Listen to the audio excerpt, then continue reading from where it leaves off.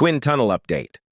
Baka kasi ang kinin na naman ng ibang administrasyon ang Twin Tunnel ng Davao City Bypass bilang legacy project nila. Kaya narito ang tamang impormasyon. Ang Davao City Bypass ay isa sa pinakamalaking infrastructure projects sa Mindanao. Inilunsad ito noong administrasyon ni Pangulong Duterte bilang bahagi ng Build Program at sinuportahan ng Japan International Cooperation Agency o JICA.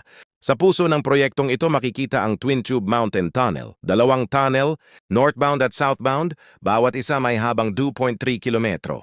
Ito ang kauna-unahang long-distance mountain road, tunnel sa Pilipinas at isa sa pinaka-advanced na proyekto sa Mindanao.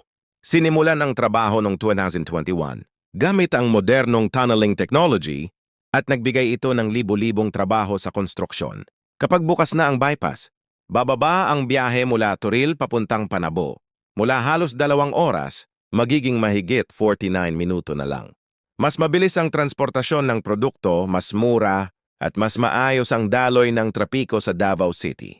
Malaki rin ang maitutulong nito sa negosyo, turismo, logistics, at pangkalahatang pag-unlad ng Mindanao. Ang Twin Tunnel ng Davao City Bypass. Hindi lang ito daan, simbolo ito ng mas modernong, maayos at maunlad na Mindanao.